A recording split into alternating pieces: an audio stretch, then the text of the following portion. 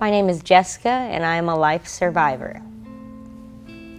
When I was 29, I got pregnant with my son, Jackson, and about 4 months in, I got told that he may not survive. I had no amniotic fluid in my belly, and that helps develop the lungs and the kidney function. So it was about a 50% chance that he could live. I carried Jackson full term, still going to doctor's appointments and stuff.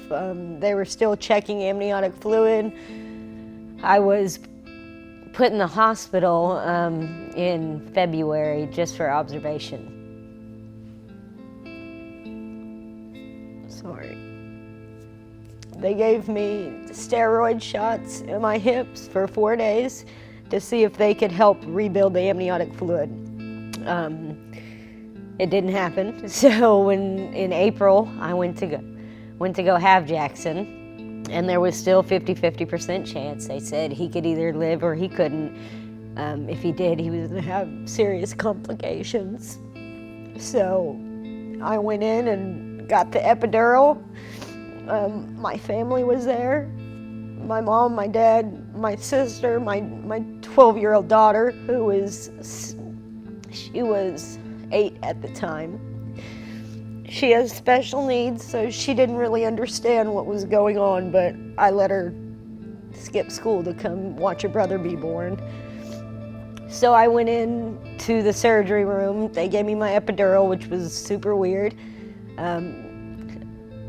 Feels like you're in a horror movie, not being able to feel anything. Anyways, my son came out and he was screaming and crying. He sounded strong, so gave us a little bit of faith, a little bit of hope.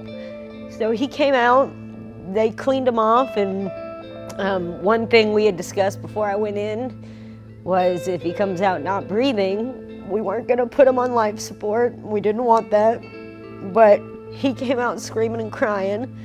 So they cleaned him off and took him to the room and let my family have him while they got me stitched all back up and stuff.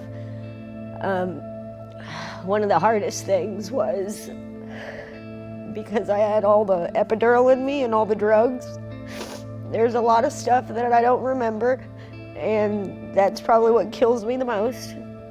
I remember the main parts.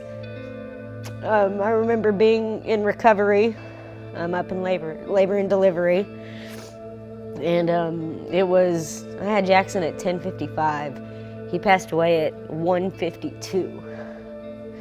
But he was in my arm when he passed away. He took his last breath. He was in my arms. So I'd never been through anything that, not so much traumatic, but that affected me like that. That was my first time. So I went back home on that Sunday with a scar, no baby, just got to go back home. My nieces, who play a big part in my life, couldn't even look me in the eyes because it hurt them too much. So anyways, that happened in 2014, April 11th, 2014. It's 2018 now, and I've came a really, really long way with the healing process. Talking about Jackson actually makes me feel a lot better, so that's why I was so apt to do this. All these tattoos I didn't get until after I lost Jackson. So there was a lot of steps I had to do to heal myself. I didn't want to talk to anybody. I didn't want any of that. I couldn't look at my mom in the face.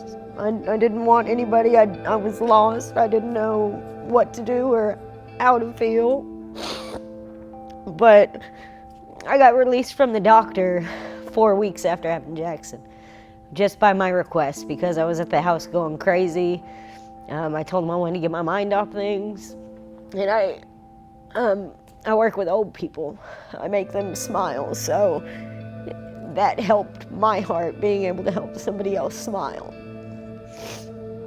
So I went back to work 4 weeks later. It was probably not a good choice. I was angry at God. I was angry at a lot of things. I didn't understand how that could happen to a good person like me, but it did. So when I went to go work at the nursing home, I actually got fired from that nursing home because I was angry and I started yelling at one of the workers. So some things happened after I lost Jackson that definitely were affected because of Jackson. So I lost that job. I was unemployed for 6 months. But I was putting myself outside, getting myself in the gym, just trying to heal from the inside. I'd done everything except go to church. So a couple years ago, I decided to get back in the church and get back with God.